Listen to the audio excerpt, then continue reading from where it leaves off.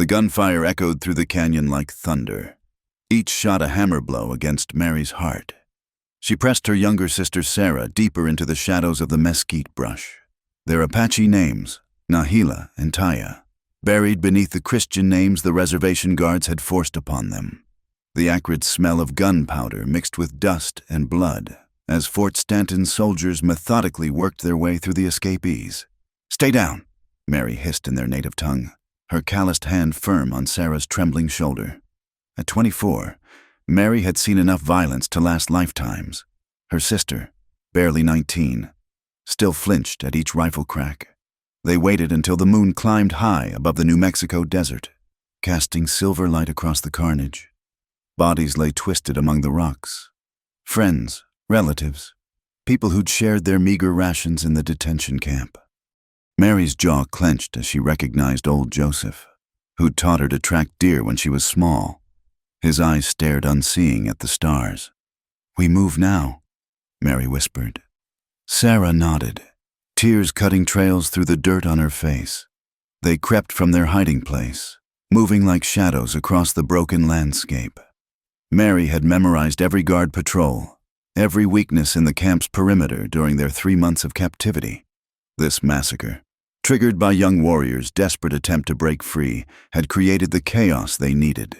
The desert stretched endlessly before them, a sea of sage and stone beneath the cold stars. Mary knew these lands. Her father had hunted here before the soldiers came, before the treaties and lies and forced marches. But knowing the land and surviving it with nothing were different things.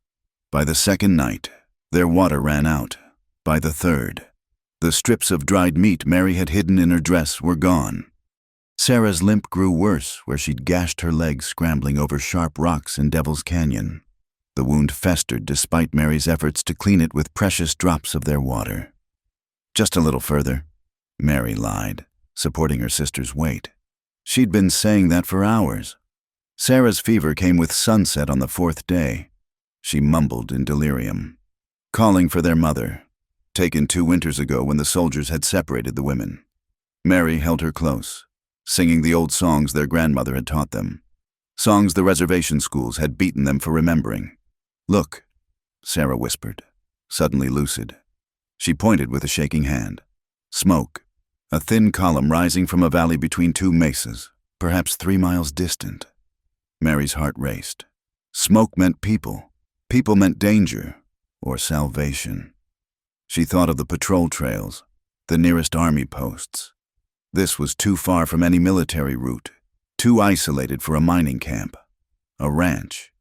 Then, some stubborn settler carving out existence in this unforgiving land. They descended as daylight faded, each step an agony for Sarah. Mary, half carried, half dragged her sister down the rocky slope.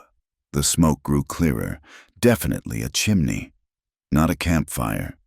As they drew closer, she could make out buildings, a main house of rough-hewn logs, a barn, several outbuildings. Cattle lowed somewhere in the gathering darkness. Mary left Sarah hidden behind a cluster of boulders and crept forward to scout. The ranch looked well-maintained, but isolated. No neighbors for miles. A single horse stood in the corral, a big bay gelding, military-trained by its bearing. Her heart sank. A veteran. Then, the worst kind of white man for 2 Apache women to encounter. But Sarah's fever burned hotter with each passing hour. Without shelter, without medicine, she wouldn't last another night. Mary returned to her sister, who barely responded to her touch. No choice. She lifted Sarah, stumbling toward the ranch house. 50 yards, 30, 20. The door crashed open. A man filled the doorway, rifle aimed steady at Mary's chest. She froze, Sarah's weight heavy in her arms. "Stop right there." He was perhaps 33, tall and broad-shouldered, with the controlled movements of a soldier despite his civilian clothes. Pale eyes caught the last light, hard as flint. Scars marked his hands and what she could see of his arms, combat scars, not the marks of ranch work alone. "Please," Mary forced out in English, the words thick and unfamiliar on her tongue after months of being forbidden her own language. "My sister's sick. We need help." The rifle didn't waver. "You're from Fort Stanton. The runaways. It wasn't a question. Mary lifted her chin, meeting his gaze despite her exhaustion. Yes. Army's been by twice looking for escapees. Shot 3 Apache men 2 days ago trying to steal horses from the Carlson spread. His voice held no emotion, just flat statement of fact. Turn around. Get out. She dies without help? Mary's English fractured under desperation. Please, we work. We do anything. Just tonight. Just help. Sarah moaned, her head lolling against Mary's shoulder. The man's eyes flicked to the younger woman, taking in the fevered flush, the badly bandaged leg. Something shifted in his expression, not softness exactly, but a crack in the stone. What happened to her leg? Cut in rocks 4 days ago. He lowered the rifle slightly. Infected? Mary nodded. The man, Wade Tulliver, though she didn't know his name yet, stood silent for a long moment. The wind picked up, carrying the scent of coming rain. I have conditions, he said finally. Non-negotiable conditions. We work hard, cook, clean, tend animals. Not that kind of work. His eyes held hers, and Mary felt ice form in her stomach despite not fully understanding. You want shelter, food, medicine for your sister? Then both of you become my wives. Tonight you warm my bed, keep my house, and I keep you hidden from the patrols. That's the deal. The words hung between them like a curse. Mary's mind raced through Apache and broken English, making sure she understood. Wives, both of them. Tonight, the payment for their lives. Your animals. She spat in her own language. Maybe. He understood the tone, if not the words. But I'm the animal with food and shelter and medicine. Your sister's dying. Choose. Sarah whimpered, burning with fever. Mary looked down at her sister's face. So young despite everything they'd endured. She thought of their mother, their father, the bullets and blood they'd left behind. She thought of the desert waiting to swallow them, the patrols that would shoot them on sight. We need talk, Mary managed. My sister and me. 5 minutes. Wade stepped back but kept the rifle ready. Then you choose, my bed or the desert, both of you or neither. I won't have one without the other causing trouble. Mary carried Sarah to the shelter of the barn's lee wall, setting her down gently against the wood. Her sister's eyes fluttered open, momentarily clear. Mary? She used their Apache name. Where? Listen. Mary gripped her sister's hands, speaking quickly in their language. She explained where they were, what the rancher demanded. Sarah's eyes widened with horror. No, we can't. I won't. You'll die. Mary's voice broke. The infection spreads. Feel how hot you burn? By morning. She couldn't finish. Better death than dishonor. No! Mary's fierce whisper carried all the authority of an older sister who'd raised the younger through war and loss. We survive. We always survive. This is just another kind of battle. But both of us, with him, how can he ask? White men take what they want. At least this one offers something in return. Mary's practical nature asserted itself through the horror. We endure, we heal, we escape when you're strong. But tonight, we live. Sarah wept then, silent tears that tore at Mary's heart. But she nodded. What choice did they have? Mary helped her sister stand, and they walked back to where Wade Tulliver waited, rifle loose in his hands but ready. The last light was dying, stars beginning to pierce the darkening sky. Well, his voice remained emotionless, but Mary caught something else in his eyes, loneliness perhaps, or old pain carved deep as those scars on his hands. We accept. The words tasted like ashes. Both of us, as you say. Wade studied them for a long moment, then nodded once. There's a washtub in the kitchen. Hot water on the stove. Clean yourselves up. I'll get medicine for the leg. He turned toward the house, then paused. What are your names? I am Mary. This is Sarah. The Christian names came easier than explaining who they really were. Wade Tulliver. He didn't offer his hand. This is my land, my rules. You run, I won't chase you. But I won't help you again either. Understood? Mary nodded. Sarah swayed on her feet, beyond caring about anything but the promise of warmth and rest. They followed Wade into the house, crossing the threshold from the dying light into an uncertain darkness. The door closed behind them with the finality of a trap springing shut, sealing their bargain. In the corner, a clock ticked away the seconds toward night and whatever waited in Wade Tulliver's bed. Mary held her sister closer and prayed to God she wasn't sure listened anymore that they'd made the right choice. Tomorrow they would face what survival cost. Tonight, they would simply survive. The kitchen was warmer than any place Mary had been in months. A cast-iron stove radiated heat, and oil lamps cast golden pools of light across worn wooden floors. Wade set his rifle against the wall and moved with practiced efficiency, pulling a leather satchel from a high shelf. Carbolic acid, clean bandages, laudanum for the pain.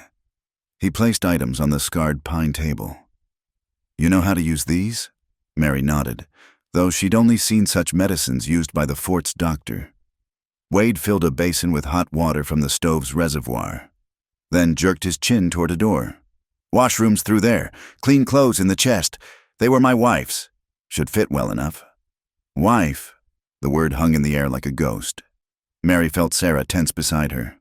"I'll tend the stock," Wade continued, not meeting their eyes. "Be an hour, maybe more. Get cleaned up. Dress that wound proper. There's stew on the stove. Cornbread in the warming box." He paused at the door, hand on his hat. "We'll discuss the rest when I return."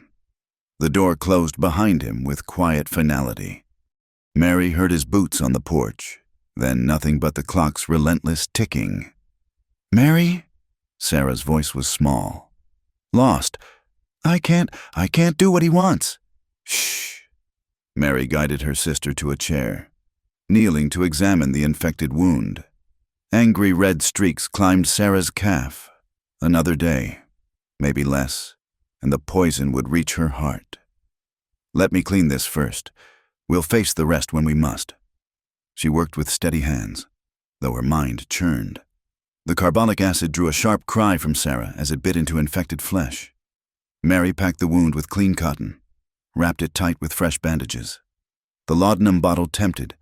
A few drops would ease Sarah's pain, maybe help her sleep through what was coming. But Mary didn't know the dosage, didn't trust the white man's medicine that might steal her sister's wits when she needed them most. They washed in silence, the luxury of hot water and soap almost painful after so long without. The clothes in the chest smelled of lavender and dust, simple calico dresses, undergarments soft with wear. Mary wondered about the woman who'd worn them, where she lay now. "These feel like burial clothes," Sarah whispered, smoothing the blue calico over her hips. "Don't speak so." But Mary felt it too, the weight of another woman's life, another woman's place they were being forced to fill. They ate mechanically, the rich stew sitting heavy in stomachs too long empty.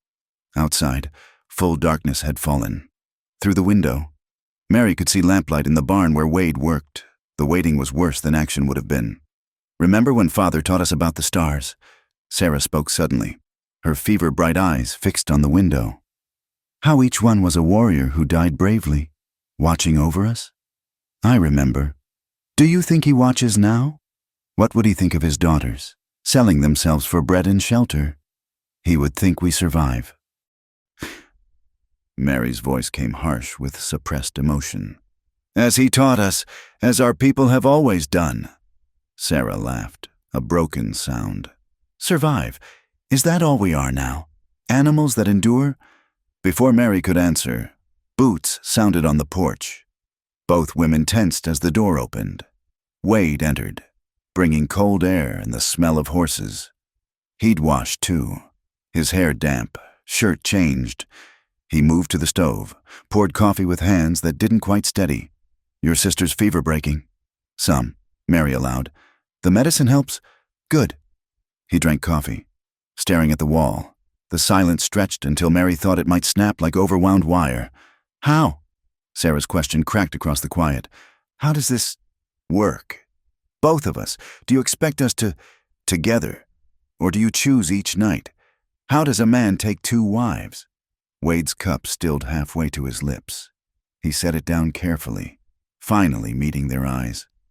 In the lamplight, Mary could see he was younger than she'd first thought, but his eyes held decades of weight. I buried my wife 3 years ago, he said quietly. Consumption. Emma was her name. This whole valley knew our shame, officer's widow taking up with enlisted trash like me. Town turned their backs. Let her die alone while I was away buying cattle. Came home to an empty house and a fresh grave. Neither woman spoke. Wade continued, voice flat as prairie land. Haven't touched a woman since, haven't wanted to, but the loneliness, it eats a man hollow. Work all day until your bones ache. Still can't sleep for the silence. Start talking to cattle, making bargains with God. His laugh held no humor. So, when I saw you two tonight, I thought, maybe this is the devil's answer to prayer. Company that can't leave, won't be driven off by righteous townsfolk. Wrong reasons. Maybe, but here we are. Mary's voice stayed steady despite the fear coiling in her belly. Here we are. Wade rubbed his face, suddenly looking exhausted. I'm not a cruel man. Leastways, I try not to be. This arrangement, it doesn't have to be harsh. We can find a way that keeps dignity for all of us. Dignity? Sarah's eyes blazed. You demand our bodies for shelter and speak of dignity? I speak of survival. Wade shot back. Yours and mine both. You think I don't know what I'm asking? Think I don't see how you look at me? Like I'm something that crawled from under a rock? But I'm offering what I have. Protection, food, a place to heal and hide. That's worth something, isn't it? Worth our lives, Mary said quietly. We understand the bargain. Wade stood abruptly. Chair scraping. The bedroom's down the hall. I'll give you time to prepare. Whatever way seems best to you. He grabbed the whiskey bottle from a high shelf, poured a generous measure. Decide between yourselves who, that is, how you want to. He drained the glass in one swallow. I'll be there shortly. He strode from the room, leaving the sisters alone. They sat frozen until his footsteps faded down the hallway. I'll go first, Mary said firmly. You're still weak from fever. No. Sarah gripped her hand. We face this together or not at all. I won't let you carry this alone. They argued in fierce whispers. But Sarah wouldn't yield. Finally. They walked down the hallway hand in hand. Like children approaching a dark cave, the bedroom door stood ajar. Lamplight spilling across the floor. They entered to find Wade sitting on the bed's edge, head in his hands. He looked up at their entrance, and Mary saw something unexpected in his eyes, shame mixed with desperate hunger, loneliness so deep it seemed to have its own weight. I don't know how to make this right, he admitted roughly. Nothing about this is right, but we all need something, Mary interrupted, surprising herself. She thought of her sister burning with fever, of bullets and blood in the canyon. We need shelter. You need company. Let us find a way through this night. Tomorrow will tend itself. Sarah made a small sound, protest or agreement. Mary couldn't tell. Wade nodded slowly, then stood. The room seemed to shrink around his height. What followed was clumsy, painful, and strange. Wade was gentle as his rough hands could manage, but there was no tenderness in the act, only need-meeting necessity. Mary held herself rigid, enduring. Sarah wept silently throughout, though whether from pain or shame Mary couldn't tell. Wade spoke no words, made no false promises of affection. When it was done, he turned his back to them, a wall of silent muscle in the darkness. Mary held her sister as Sarah's tears soaked the pillow. She stared at the ceiling, counting heartbeats, wondering if their father's spirit could see them now. Outside, coyotes called to each other across the valley, wild and free as she and Sarah would never be again. Near dawn, Wade rose and dressed in the dark. He paused at the door, silhouette black against gray. There's coffee on the stove, he said quietly. I'll be with the cattle most of the day. Rest, heal, we'll figure out the days ahead as they come. The door closed. Mary felt Sarah shudder against her. "We survived," Mary whispered, as much to convince herself as comfort her sister. "Did we?" Sarah's voice came hollow. "Or did we just die a different way?" Mary had no answer. They lay in the growing light, two Apache women in a white man's bed, wearing a dead woman's clothes, paying in flesh for another day of breath. Through the window, she could see Wade's figure moving among the cattle, already at the day's work. He looked small against the vastness of the valley, as trapped perhaps as they were.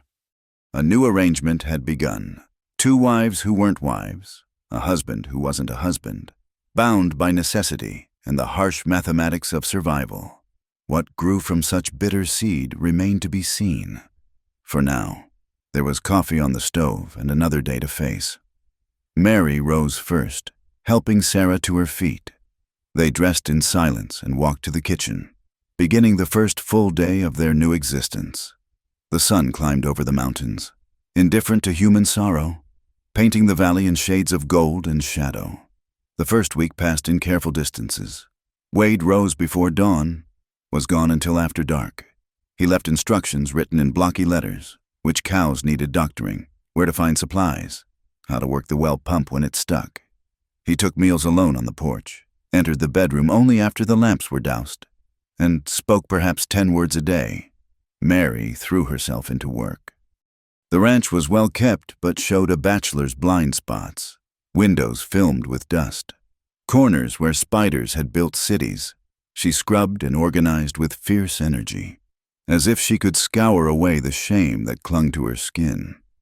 Sarah, still weak from her ordeal, managed smaller tasks, mending, cooking, tending the kitchen garden where vegetables struggled against the high desert climate.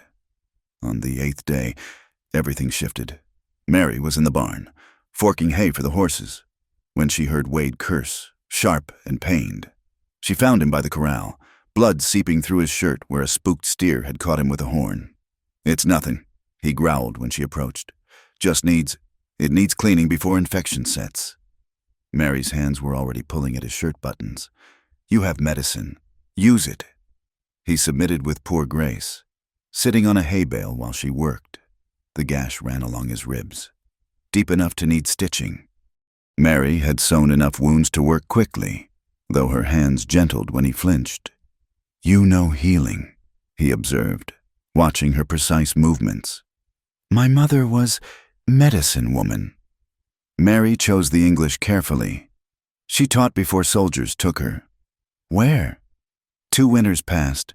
They said she made bad medicine against whites. "Lie, but—" She shrugged, tying off the last stitch. "I'm sorry." The words came quiet, unexpected. Mary looked up, meeting his eyes. For a moment, neither spoke. Then she busied herself with bandages, disturbed by the unwanted intimacy of the moment. That afternoon, a summer storm rolled across the valley. Lightning split the sky while thunder shook the windows.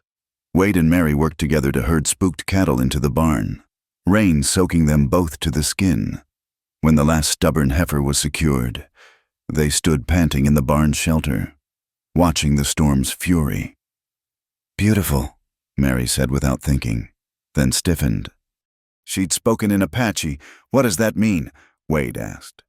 When she hesitated, he added, "The word you just said, what does it mean?"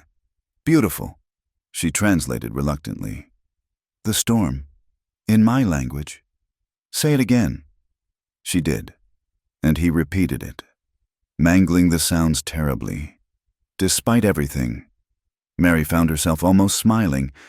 "I sound like a crow with a sore throat," Wade said wryly. "Emma tried teaching me some Spanish once, said I had a tin ear for languages. Not tin, stone maybe." The words slipped out before Mary could stop them, the kind of teasing she might have done with family. Before. She froze, but Wade surprised her by laughing. A rusty sound, but genuine.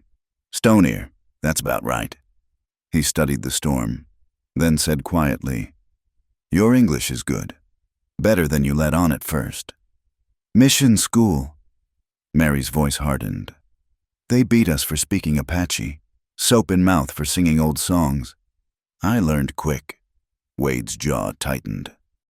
That's a hell of a thing to do to children. They stood in silence, watching the rain. Finally, Wade said, "You can speak your language here if you want, both of you. I won't. It doesn't bother me." Mary didn't trust herself to respond. They returned to the house through the lessening rain. And something had changed between them. Not friendship exactly, but a crack in the wall. That evening, Sarah smiled for the first time since they'd arrived. Wade had brought his guitar from wherever he'd hidden it, picking out a simple melody after supper. The music seemed to surprise him as much as them, as if his fingers remembered what his heart had forgotten. "Play Shenandoah," Sarah requested softly.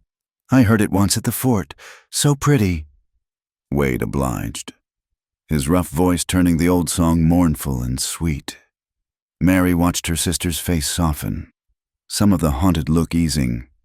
When he finished, Sarah hummed a counter-melody, not quite harmonizing, but weaving something new through the familiar tune. "What's that?" Wade asked. "Apache song, about rivers going home." Sarah's cheeks flushed. It seemed to fit. "Sing it proper, with the words." Sarah glanced at Mary, who nodded slowly. Her sister's voice rose, pure and clear in their native tongue. The Apache words twisted around the American melody, creating something that belonged to neither world and both. Wade listened intently, fingers finding chords that supported without overpowering. When the song ended, the three sat in a silence that felt different from all the silences before. Not comfortable exactly, but less sharp-edged. That night, Wade came to Sarah. Mary lay rigid in the parlor where she'd made a pallet, listening to the quiet sounds from the bedroom. But where before there had been tears and harsh breathing, now she heard murmured words, Wade's low rumble, her sister's soft responses. Not love, perhaps, but something gentler than mere transaction. The next morning, Wade lingered over breakfast for the first time. He showed Sarah how to work the butter churn properly, his big hands patient over hers on the paddle. Mary caught them laughing over some small joke and felt an unexpected twist in her chest. Not quite jealousy, but something thornier. Days took on rhythm. Wade still worked dawn to dusk, but he began teaching them the ranch's ways. Mary learned to read cattle brands, judge beef on the hoof, spot signs of disease or injury. She had a natural seat on horseback that surprised him. "You ride like you were born to it," he said one afternoon, watching her bring in a stray calf. "Apaches are horse people," she replied simply. "Before we were made to walk." Sarah proved skilled with the chickens and garden, coaxing green from the stubborn soil. She sang while she worked, sometimes Apache songs, sometimes hymns learned at the mission school, sometimes the American tunes Wade played in the evenings. Her health returned with good food and rest, the hollow places filling out. 3 weeks in, Wade brought out a chess set one evening. "Either of you know this game?" They didn't. He taught them, patient with their questions. Sarah caught on quickly, delighting in the horse's L-shaped moves. Mary struggled with patience the game required, but loved the warlike strategy. They began playing most evenings, the board becoming neutral ground where they could compete and laugh without the bedroom's shadow falling across them. "Check," Sarah announced one night, moving her queen with a flourish. Wade studied the board, then tipped his king with a rueful smile. "You've got a mind for this. See moves I don't." Sarah beamed. Mary felt that twist again, sharper now. She excused herself to check the horses, though they needed nothing. The barn was cool and dark, smelling of hay and leather. She leaned against a stall, trying to understand the confusion in her chest. They'd found a balance here. A way to endure that was becoming something almost like living. So why did watching Wade smile at her sister feel like losing ground in a battle she hadn't known she was fighting? "Mary?" Wade's voice came from the doorway. He approached slowly, the way he did with spooked horses. "You all right?" "Fine, just checking. They're settled. I did it an hour ago." He leaned against the opposite post, studying her in the dim light. "Sarah's getting stronger, thanks to you taking care of her. She's my sister. Of course I care for her. Not every sister would have made the choice you did, paid the price you paid. Mary's hands clenched. Don't make it noble. We survived. That's all. Maybe. Wade shifted, and she could smell him, soap and leather and something essentially male. But you could have saved yourself easier. One woman alone might have found other shelter. You stayed together. Family stays together. Yes, his voice roughened. When they can. They stood in charged silence. Mary became aware of her heartbeat, of the way Wade's eyes caught what little light filtered through the barn slats. This was dangerous ground.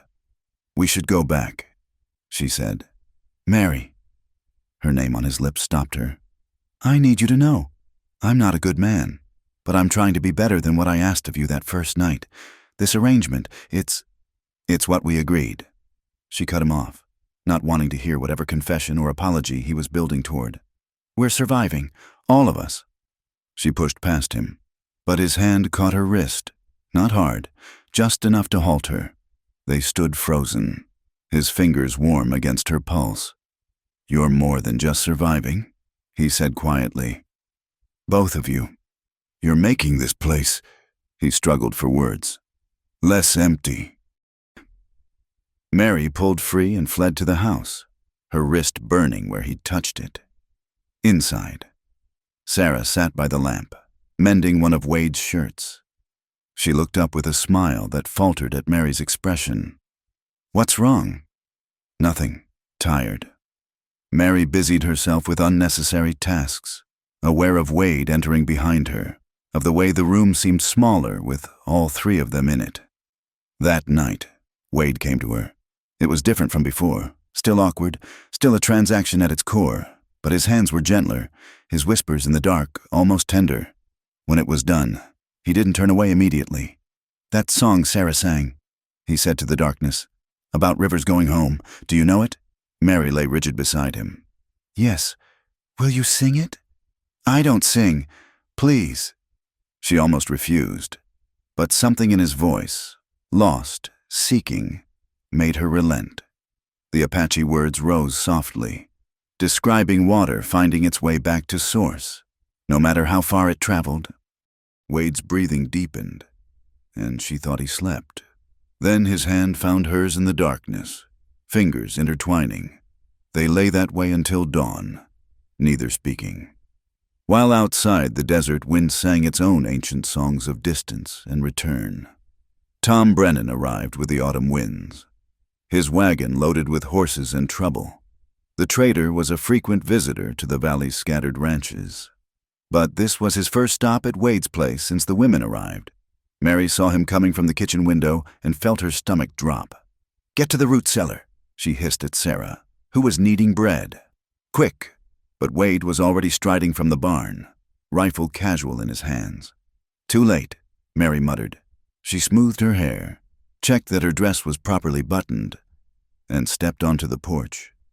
Brennan's eyes found her immediately, widening with surprise that shifted quickly to speculation. He was a lean man with clever eyes and a mouth always ready to smile or sneer. Well, Wade Tulliver, you've been keeping secrets. Brennan swung down from his wagon, gaze never leaving Mary. And here I thought you'd sworn off female company permanent-like. Tom, Wade's greeting was flat. What brings you out? Business, same as always. Got some fine horseflesh if you're buying. But Brennan's attention stayed on Mary. Aren't you going to introduce me to your guest? My wife, Wade said firmly. Mary. Wife? Brennan's eyebrows climbed. When did this happen? Must have been some quiet ceremony. Real quiet, seeing as nobody in town knows a thing about it. Sarah chose that moment to emerge, flour still dusting her hands. She froze at the sight of the stranger. Brennan's eyes lit with unholy glee. 2 wives. Wade, you dog. He laughed, but it had an edge sharp as skinning knives. And both of them looking mighty familiar. You know, Army still paying good bounty for information about them Apache runaways from Fort Stanton. Wade stepped forward, rifle shifting just enough to be noticed. You thinking of trading something besides horses today? Tom, easy, friend. Just making conversation. But Brennan's smile showed too many teeth. Though folks in town might find it interesting. You taking in Apache women, especially after what happened to the Carlson family last month.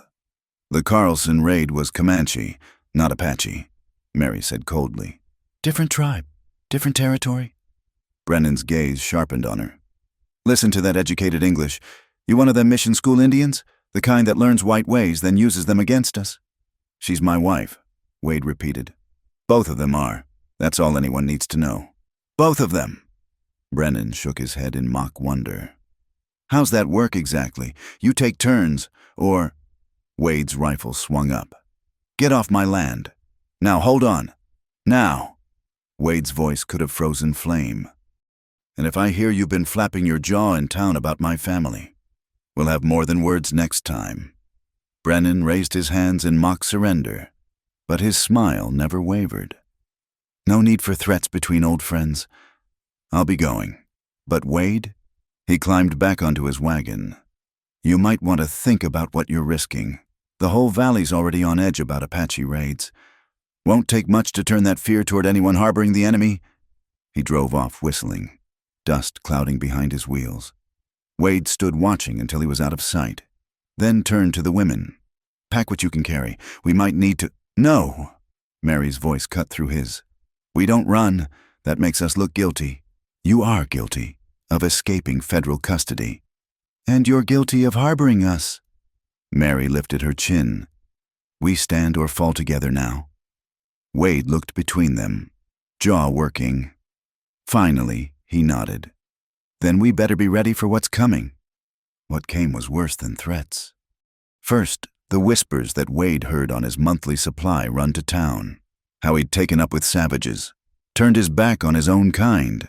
Then came the minister, arriving unannounced to save Wade's soul from the heathen influence he'd welcomed into his home. Wade sent him packing with language that would have made a mule skinner blush. The general store began having shortages when Wade tried to buy goods. The blacksmith was too busy to shoe his horses. Men he'd known for years looked through him like glass. Let us leave, Sarah pleaded one night after Wade returned from town with a black eye and split knuckles. This is destroying your life here. I don't have a life here, Wade said flatly, letting Mary tend his wounds. Haven't since Emma died. Just been going through the motions. The first rock through the window came 2 weeks after Brennan's visit.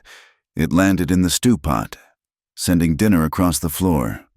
The second night, someone poisoned the well. Not enough to kill, but sufficient to make them sick for days. Wade posted watches, but whoever harassed them knew the land well, striking and vanishing like smoke. Cowards, Mary spat, cleaning up the latest vandalism. Dead coyotes hung from the gateposts. If they want to fight, why not come openly? Because they're testing, Wade said grimly. Seeing if we'll break and run. When we don't. He didn't finish, but they all understood. When harassment failed, violence would follow. It came on a crisp October evening. Mary was drawing water when she heard horses. Too many horses. She dropped the bucket and ran. Riders coming. 8, maybe 10. Wade was already moving, pressing rifles into their hands. You remember what I taught you? Both women nodded. They'd been practicing. Wade insisted on it after the harassment began. Sarah was surprisingly steady with a gun, her hands sure on the Winchester. The riders stopped just outside rifle range, torches making them figures from a nightmare. Mary recognized some faces from town, including Brennan grinning like a snake. Wade Tulliver, the leader, a man named Clayton, who owned the biggest spread in the valley, called out, "We're here to talk reason." "Talk from there," Wade shouted back from the window. "I hear you fine. You're harboring fugitives. Wade, Apache raiders who... My wives aren't raiders. They're ranchers. Same as you. Your wives," Clayton spat. "That's fornication and miscegenation both. You think we'll stand by while you pollute this valley with..." Wade's rifle cracked, sending Clayton's hat spinning. "Next one goes through your head. John, these women are under my protection. Then you'll burn with them." The first torch arced through the air, landing on the barn roof. Wade cursed and fired, dropping the man who'd thrown it. But more torches were already flying.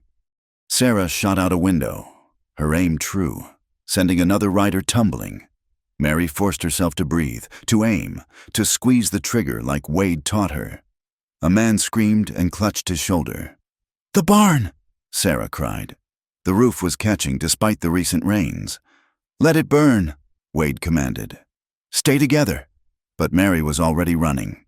Not to the barn, to the small shed where Wade stored gunpowder for blasting stumps. If the fire spread there. She heard Wade roar her name, heard gunfire intensify. But she didn't stop. The shed door resisted, then gave. She grabbed the powder keg, heavier than expected, staggering under its weight. Fire was spreading along the barn wall. Reaching hungry fingers toward the shed, a horse loomed from the smoke. Brennan, leaning down with a pistol aimed at her head. Time slowed. She saw his finger tighten on the trigger, saw her death in his eyes. The shot came from behind her. Brennan jerked, red spreading across his chest. He toppled backward as his horse screamed and bolted. Mary turned to see Wade lowering his rifle, face terrible in the firelight. "Move!" They ran together, Mary struggling with the powder keg. Wade took it from her, and they made it to the house as the shed caught fire. Without the powder, it burned like any other wood. The barn was lost, but the house stood. The remaining riders had pulled back, their bloodlust cooled by 3 of their number down and their leader wounded. They milled uncertainly until Clayton, clutching his bleeding arm, called retreat. "This isn't over, Tulliver, you've chosen your side." They thundered off, leaving smoke and chaos behind. Wade stood on the porch, rifle ready, until the hoofbeats faded. Then he turned to Mary, and she saw something in his eyes that stopped her breath. "You could have died. The powder would have killed us all." "I don't care about the powder." His hands gripped her shoulders, almost painful. "Don't you understand? I can't." He stopped, jaw clenched. Sarah appeared in the doorway, ash in her hair, Winchester still in her hands. "They'll be back, with more men." Wade's hands dropped from Mary's shoulders. "Yes, we need to prepare." They spent the night hauling water to save what they could of the barn, treating burns, planning defense. But Mary couldn't forget that moment. Wade's hands on her shoulders, the raw fear in his eyes. It changed something between them, made the careful balance they'd built suddenly precarious. As dawn broke over the smoke-damaged ranch, they stood together surveying the damage. The barn was half gone, 3 horses dead, supplies destroyed, but they were alive. "We fought them off," Sarah said wonderingly. "We actually fought them off. This time," Wade said grimly. "But they'll be back, and next time we'll be ready." Mary finished. She looked at her sister, at Wade, at the ranch they'd bled to defend. "This is our home now. All of us. We don't run." Wade's hand found hers, rough and warm. Sarah took her other hand. They stood linked as the sun rose, throwing long shadows across their embattled land. War had come to their doorstep, but they would meet it together. A strange family forged by necessity, hardened by fire, and bound by something that might, given time, become love. Sarah's fever returned like a thief in the night, worse than before. Mary woke to her sister's burning skin and delirious muttering, the careful healing of past weeks undone by smoke and exhaustion from the attack. By morning, red streaks climbed from the old wound, and Sarah's breathing came shallow and fast. "The infection's in her blood," Wade said grimly, feeling her racing pulse. "She needs real medicine, a doctor. The town doctor won't come here." Mary bathed her sister's face with cool water, fighting down panic. "Not after last night. There's a medical post at Fort Sumner, 2 days' ride." Wade was already pulling on his coat. "I'll take the fastest horse. They'll arrest you." Mary caught his arm. "Someone in town will have reported the shooting. You killed Brennan. I killed a man attacking my property, my family." His jaw set. "Sarah needs help. That's all that matters." He was gone within the hour, riding hard toward the distant fort. Mary settled beside her sister with basin and cloth. humming the old healing songs their mother had taught them. She'd never believed in their power before. The mission school had beaten such superstitions from her. But now, with Sarah slipping away and Wade riding into danger, she sang them all. Sarah's fever climbed through the day. She called for their mother, their father, spoke to ghosts in rapid Apache.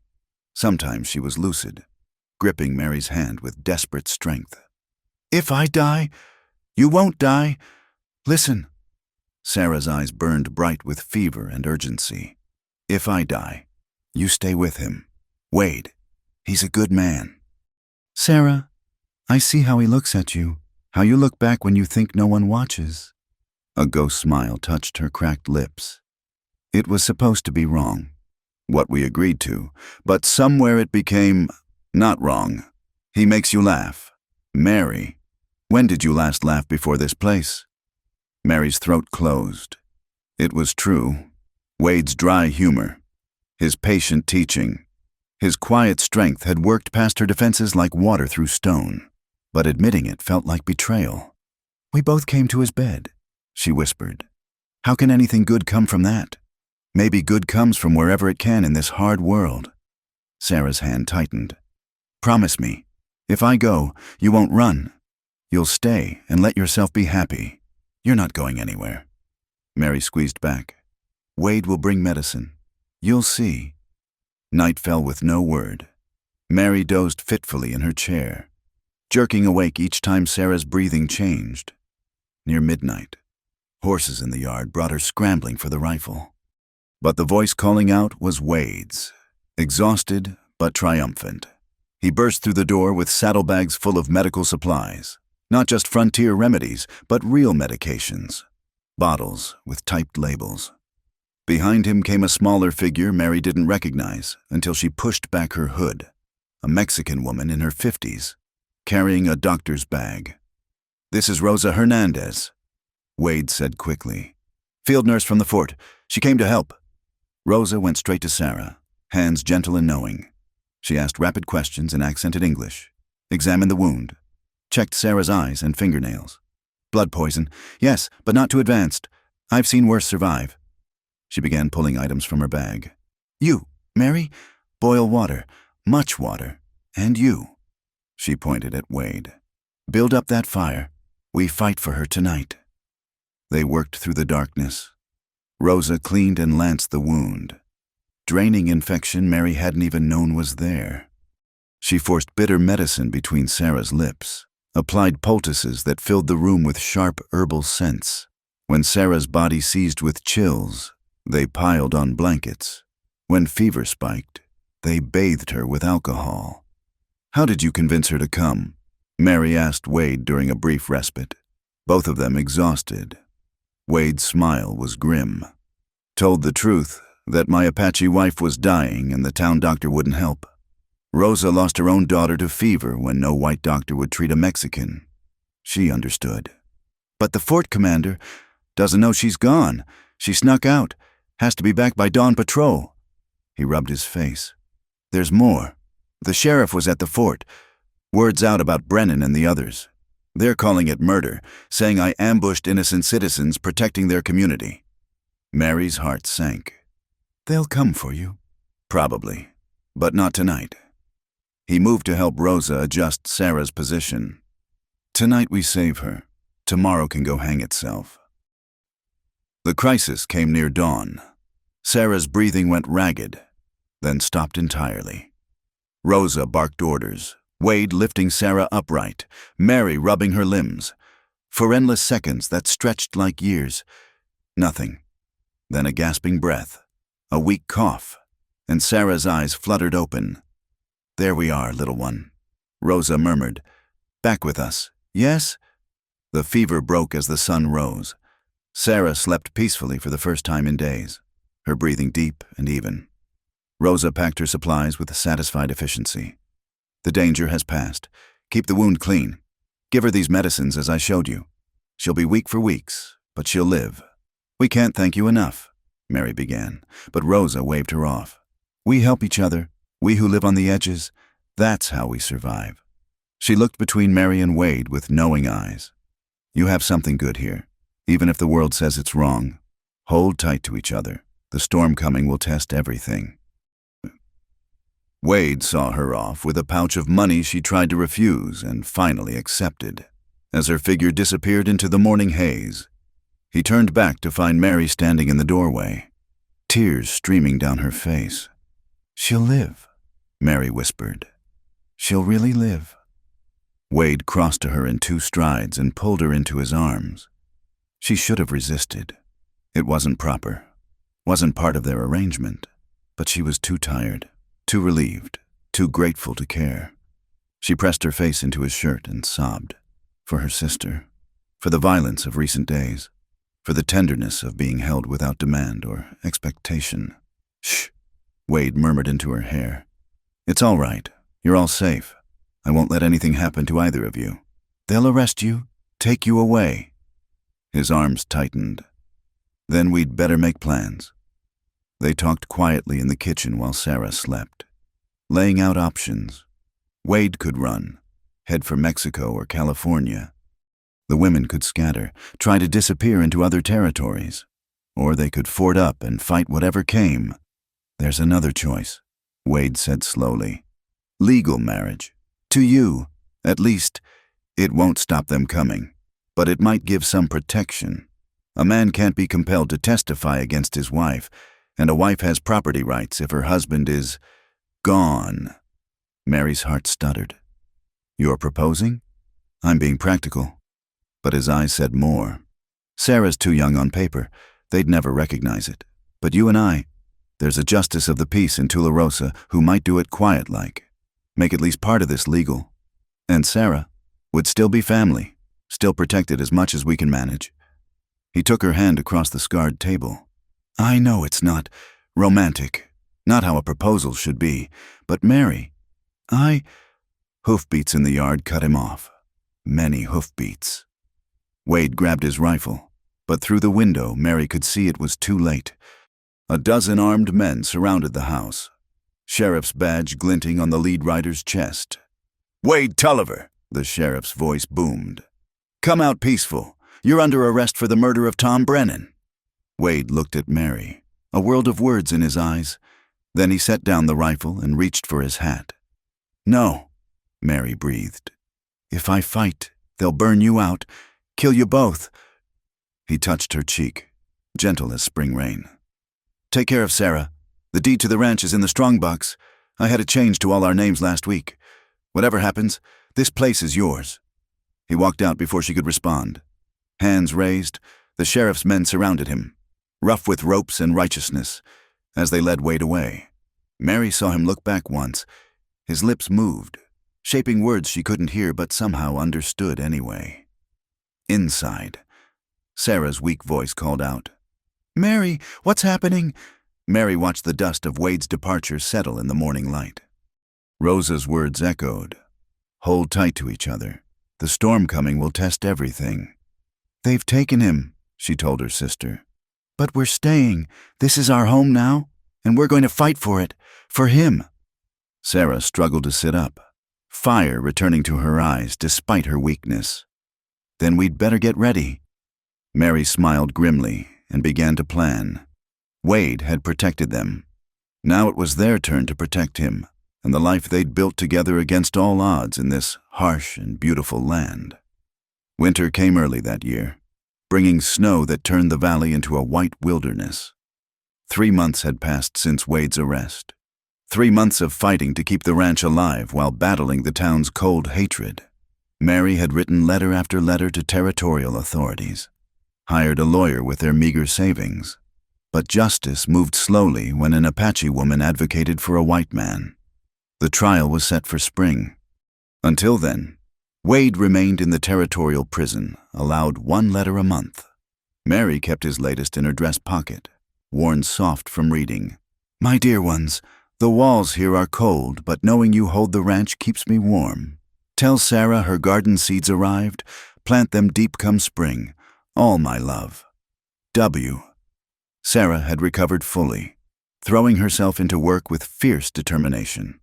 But as the days shortened and winter deepened, a different restlessness took hold of her. She stood at windows for long minutes, staring at the horizon. Her songs grew mournful, full of longing for something she couldn't name. "You miss him," Mary said one evening as they mended harnesses by lamplight. "We both do." Sarah's needle paused. "But it's more than that. I'm grateful, Mary, for everything, for saving my life, for this home, but... Sarah set down her work, eyes bright with unshed tears. "I watch you read his letters. See how you touch things he made, wear the shawl he bought you. You love him, really love him. Not just gratitude or arrangement, and he loves you the same way." "Sarah." "No, listen, I care for Wade. He's been good to us, kind in ways we never expected. But what I feel..." She struggled for words. "It's like wearing a dress that's beautiful but doesn't fit right.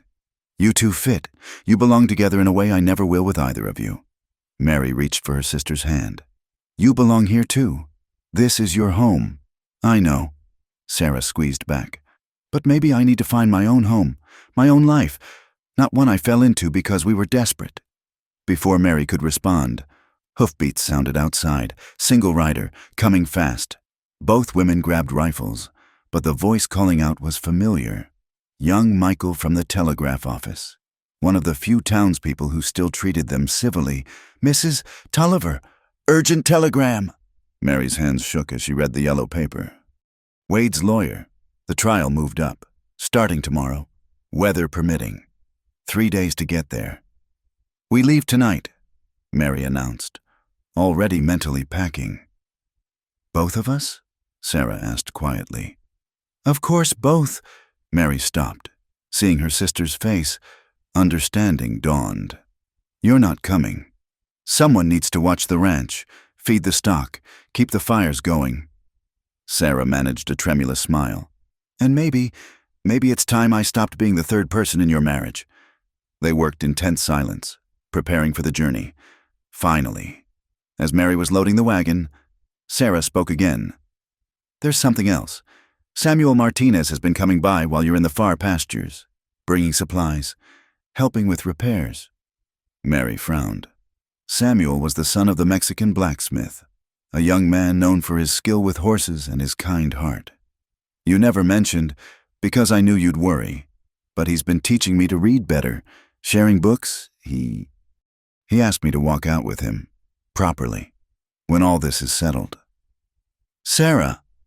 Mary felt the ground shifting beneath her feet. "He's not Apache.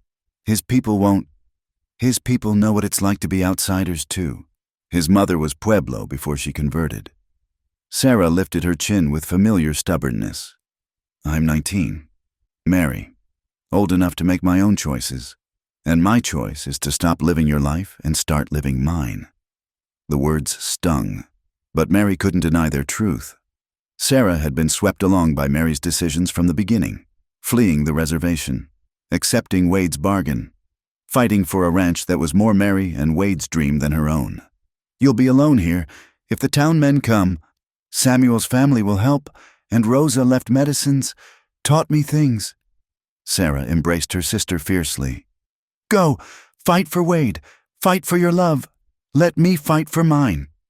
Mary left before dawn, the wagon wheels crunching through fresh snow. Looking back, she saw Sarah silhouetted in the doorway. No longer the frightened girl from the reservation, but a woman choosing her own path.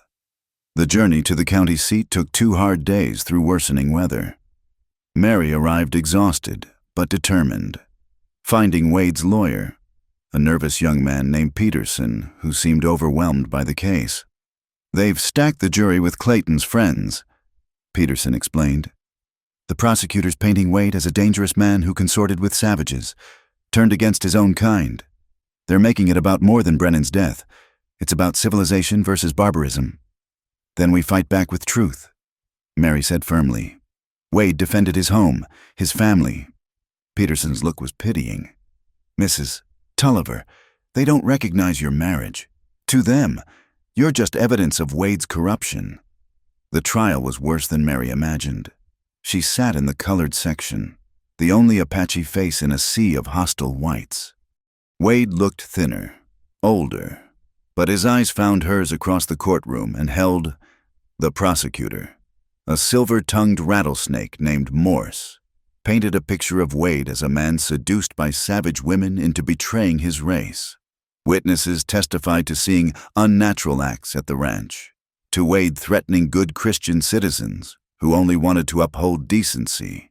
When Clayton took the stand, arm still in a sling, he spoke of organizing concerned citizens to investigate reports of Apache raiders hidden at the Tulliver Ranch. "We went peaceful-like," Clayton lied smoothly, "just wanting to talk. But Tulliver started shooting, killed Tom Brennan in cold blood when all Tom did was try to reason with him." Mary bit her tongue, bloody keeping silent. The judge had already warned her twice about outbursts. Peterson did his best on cross-examination, but the jury's faces remained stone. When he called his witnesses, the few brave enough to testify for Wade, their words seemed to bounce off the wall of prejudice. On the second day, Peterson surprised everyone. "I call Mary Tulliver to the stand." The prosecutor leaped up. "Objection! She's not legally his wife, and as an Apache, she's a witness to the events in question." Peterson argued. "The law allows her testimony." The judge deliberated, then nodded slowly. "The witness may speak, but remember, gentlemen of the jury, to weigh her words accordingly." Mary took the stand, feeling the weight of every stare. Peterson's questions were gentle, walking her through that night, the threats, the torches, the attack on their home. She spoke clearly, forcing down emotion as she described defending their lives. "Mr. Brennan aimed his pistol at my head," she stated. "Wade shot to save my life. Any husband would do the same." "Objection!" Morse thundered. "She cannot claim." Sustained. The judge's gavel cracked. The jury will disregard references to matrimony. But Mary had seen some jurors shift, doubt creeping into hard faces. Morse's cross-examination was brutal, trying to paint her as a manipulative savage who'd corrupted an honest rancher. Mary met each attack with dignity, speaking truth even when he twisted her words. "You lived as this man's companion, without legal marriage, without Christian blessing." "We lived as family," Mary replied steadily. "With love and respect and hard work. If that's corruption, then yes, we're guilty." A ripple went through the courtroom. Wade's eyes shone with pride and something deeper. On the final day, both lawyers made their closing arguments. Morse thundered about civilization under threat. Good men murdered for defending decency. Peterson spoke quietly of a man protecting his home, his loved ones, his right to choose his own life. The jury retired. Hours crawled by. Mary waited in the hallway, praying to gods both Apache and Christian. When the bailiff finally called them back, her heart hammered against her ribs. "We, the jury, find the defendant Wade Tulliver." The foreman paused, and in that moment, Mary saw her whole future balanced on a knife's edge. Not guilty of murder, guilty of manslaughter in defense of property. We recommend leniency in sentencing given the circumstances. The courtroom erupted. Not acquittal, but not the noose either. The judge gavelled for order, then pronounced sentence, 2 years in territorial prison, with possibility of early release for good behavior. 2 years, Mary sagged, then straightened. 2 years she could endure. They could endure. As guards led Wade away, he caught her eyes one last time. "Wait for me," he mouthed. "Always," she whispered back. Outside the courthouse, snow began to fall. Mary turned her face to the sky, letting cold flakes mix with warm tears. Not the ending she'd prayed for, but not the ending she'd feared. Sarah was right. It was time to stop living the life circumstances forced on them and start building the one they chose. 2 years. Then Wade would come home, and they'd marry properly, legally, build their ranch, their family, their future on their own terms. The wait would be hard, but they'd survived worse. They'd survive this too. Mary climbed into the wagon and pointed the horses toward home, where Sarah waited with her own dreams, her own choices. The sun broke through the clouds as she left town, painting the snow-covered mountains gold. It looked like a promise, and Mary chose to believe it. The seasons turned like wheels. And with them, Mary learned the true weight of waiting. Wade's sentence had been reduced to 18 months for good behavior, but each day stretched long as winter shadows. She threw herself into the ranch, working until her hands cracked and bled, until exhaustion finally brought dreamless sleep. Sarah married Samuel Martinez in a small ceremony that spring, wearing their mother's beaded hair ornament with her simple white dress. The town gossip sneered, but the Mexican community welcomed her warmly. She moved to the Martinez family compound in town, where she helped Rosa Hernandez establish a clinic for those the white doctor wouldn't treat. "I'm not abandoning you," Sarah said the day she left. Her belongings packed in the wagon Samuel drove. "But it's time we both lived our own lives." Mary stood alone in the empty house that night, understanding for the first time the loneliness Wade had spoken of that first terrible evening. But she endured, as Apache women had always endured, turning solitude into strength. The ranch prospered under her hands. She hired 2 Mexican hands who cared nothing for town prejudice, learned to doctor cattle and break horses, negotiate prices with buyers brave enough to deal with that Apache woman. Wade's monthly letters became her scripture, read by lamplight until the paper wore thin. "My beloved," he wrote as autumn came again, "Peterson says Christmas release looks certain. I dream of your hands, your voice, the way you sing when you think no one listens. Soon, my heart, soon." November brought early snow and unexpected visitors. A small band of Apache, remnants of a tribe force-marched to San Carlos Reservation, appeared at her gate like ghosts. Among them, impossible but real, stood her mother's sister, Ayana. "Nahila," the old woman used Mary's true name, voice cracking with disbelief. "Child, we thought you dead." Mary fell to her knees, overwhelmed. They were starving, fleeing the reservation's death trap, trying to reach Mexico and freedom. Without hesitation, Mary opened her home, her smokehouse, her heart. "You cannot stay long," she warned in their language, relief at speaking it freely making her voice thick. "The soldiers patrol. The town watches." "We need only rest," Ayana said. "But you, child, this is your home now? This white man's house?" Mary explained everything, the escape, Wade, the arrangement that became love. The elders listened with stone faces, but Ayana touched her cheek gently. "You've walked between worlds, learned to live in both. Perhaps that is what our people need now, those who can bridge the gap, survive in the new way while keeping the old in their hearts." They stayed 3 days, filling the house with Apache voices, stories, laughter Mary had thought lost forever. On the last night, they held a blessing ceremony for her and the absent Wade, acknowledging their union in the old way, even if the white world made it complicated. "He must be worthy," Ayana observed, "to inspire such loyalty, to change what began in desperation into love." When they left, heading south under cover of darkness, Mary stood watching until they vanished into the desert.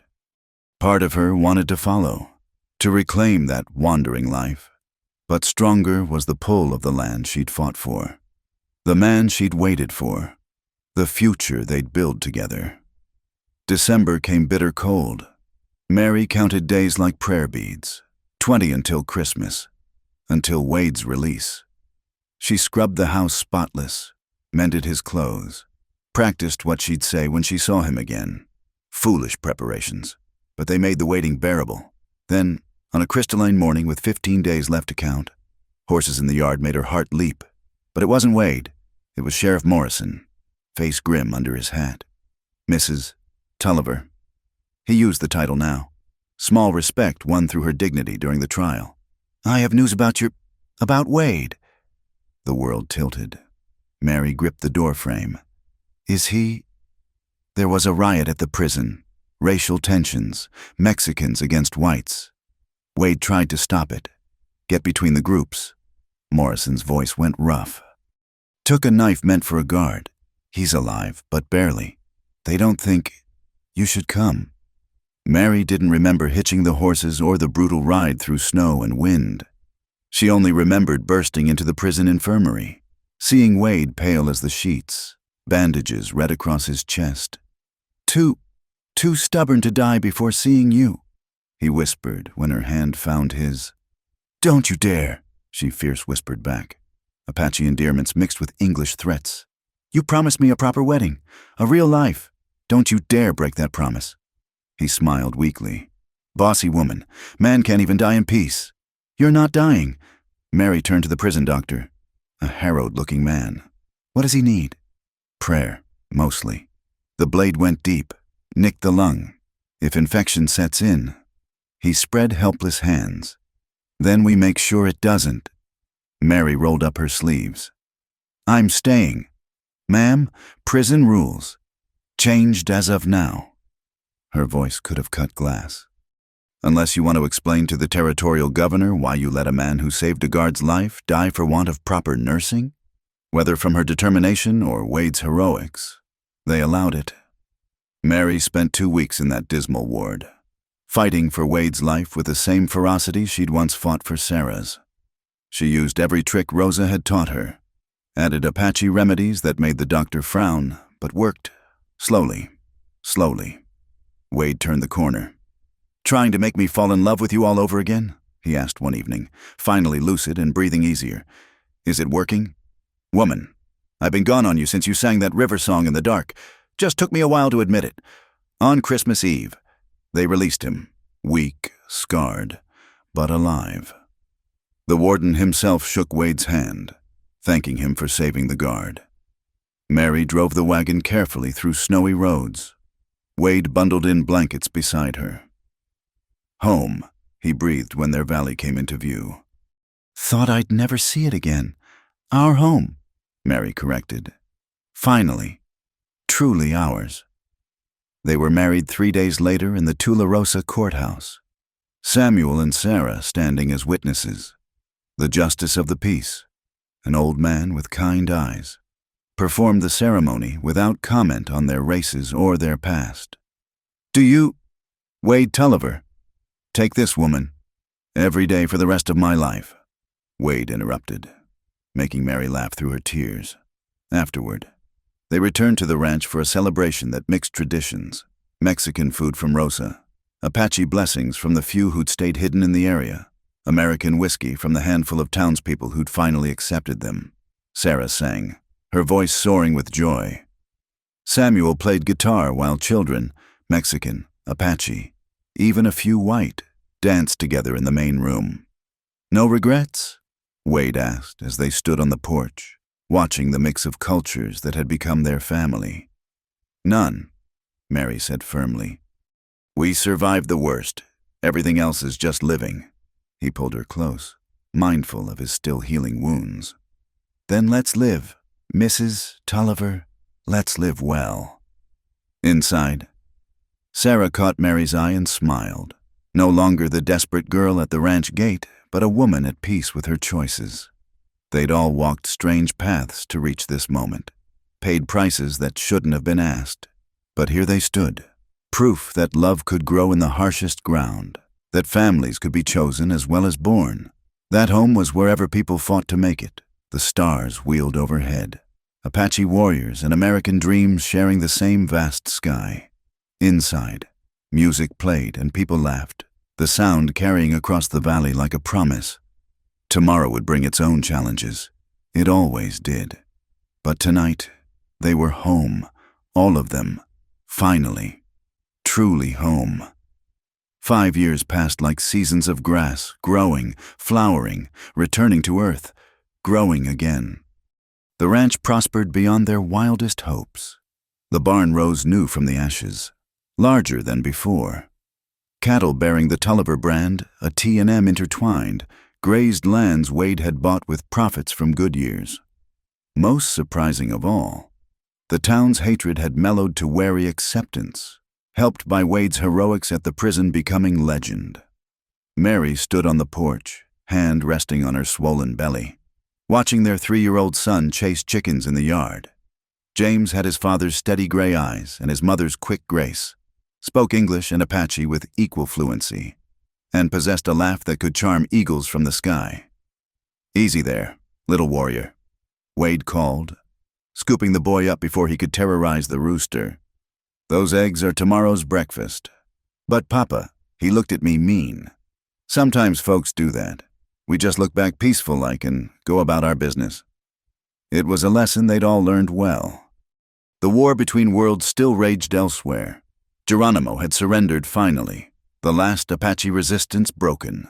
But here in their valley, they'd carved out something different.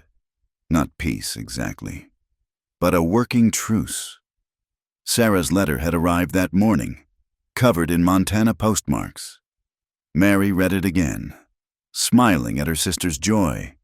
"Dearest Mary, Thomas took his first steps yesterday. Can you believe our children will grow up as cousins, even across all these miles?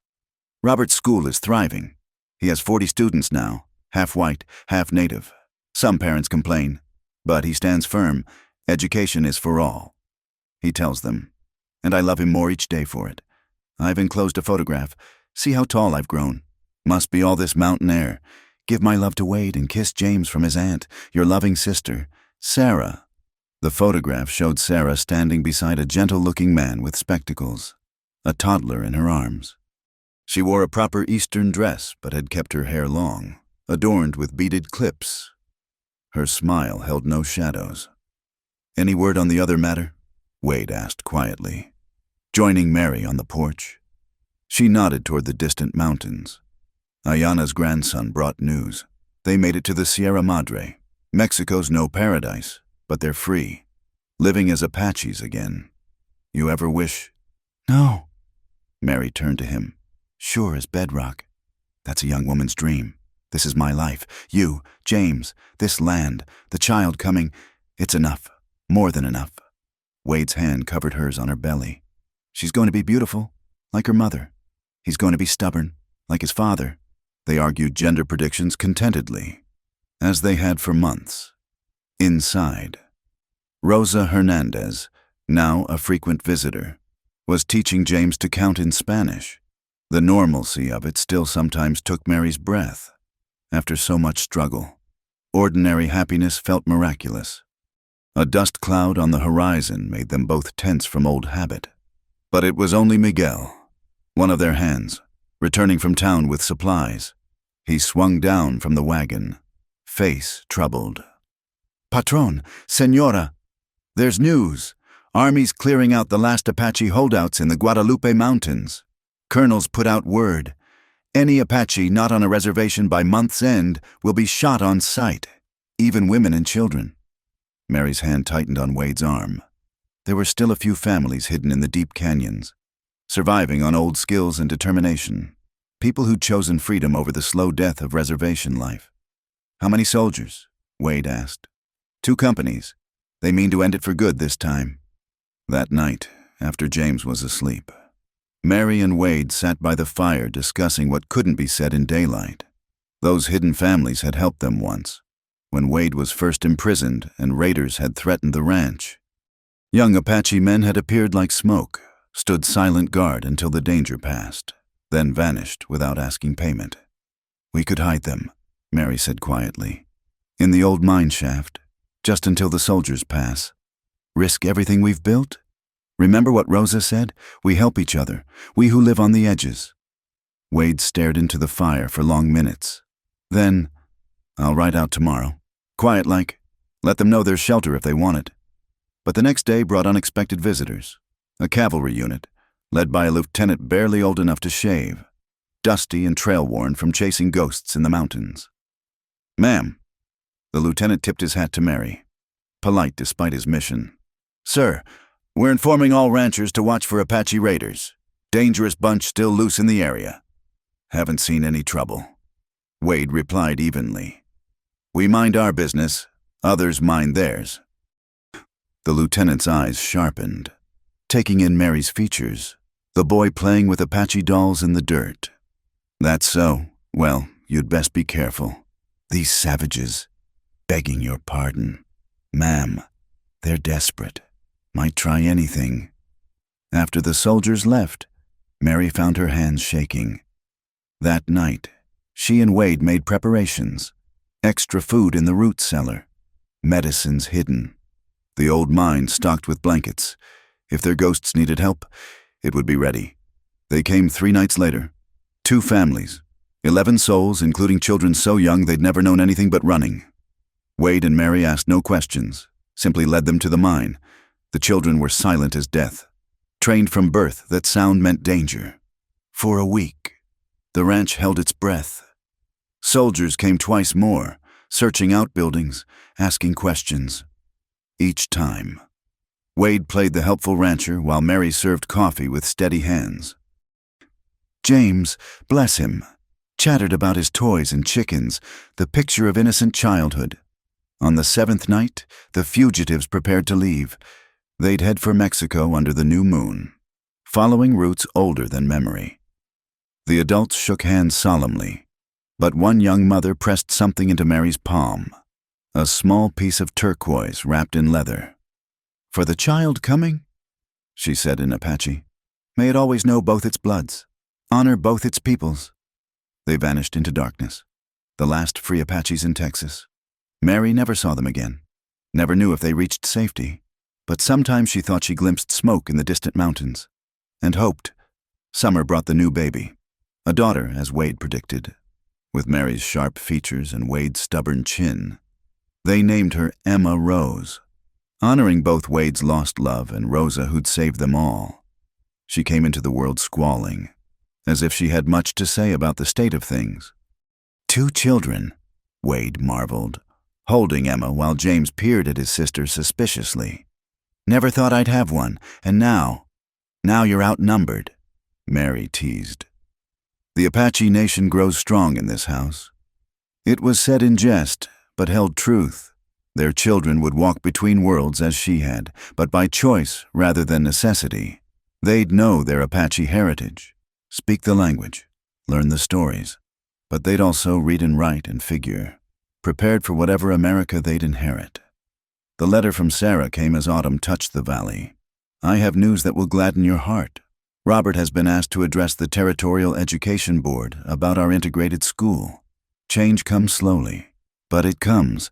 I think of you often. How brave you were that terrible night we sought shelter. How your courage gave me courage. Now I teach Apache children alongside white, and when parents object, I remember Wade lowering his gun, choosing trust over fear. We make the world we wish to see, one choice at a time. Kiss the children from me. Perhaps next summer we can finally visit. I long to see your valley, the home you've built from love and stubbornness. Your devoted sister, Sarah." As sunset painted the mountains crimson, Mary sat on the porch Wade had widened to accommodate their growing family. Inside, Rosa was teaching James his letters while Wade walked Emma, singing the lullabies he'd once been too broken to share. The ranch spread before them, cattle grazing, horses in the corral, smoke rising peaceful from the chimney. "We won," Mary whispered to the evening air, remembering Sarah's question from that first terrible night. "Against all odds, all hate, all sorrow, we won." The wind carried the scent of sage and coming rain, of wood smoke and home. Somewhere in the mountains, the last Apaches ran free. In town, Mexican and white children learned side by side. And here, in this unlikely place, love had built something stronger than prejudice, more enduring than hate. Wade emerged, Emma finally sleeping in his arms. He settled beside Mary, and James scrambled up between them, chattering about the letters he'd learned. This was victory, not grand or dramatic, but quiet as evening, sure as sunrise. A family where none should exist, a home carved from hostile ground, a future their children could choose for themselves. The first stars appeared, warrior spirits watching over the living. Mary sang softly, the Apache River song that had first bridged the space between her and Wade. James joined in, his child's voice pure and fearless. Even baby Emma seemed to listen, dark eyes reflecting ancient light. They were home, all of them, forever. Thank you for listening to this story from the American frontier. If you enjoyed this tale of love and survival in the Wild West, please let us know where you're listening from so we can connect with fellow story lovers around the world. Subscribe to Wild West Campfire for more authentic tales from America's untamed past. And share your thoughts about Mary and Wade's journey in the comments below. Until our next story, may you find your own home where love conquers all.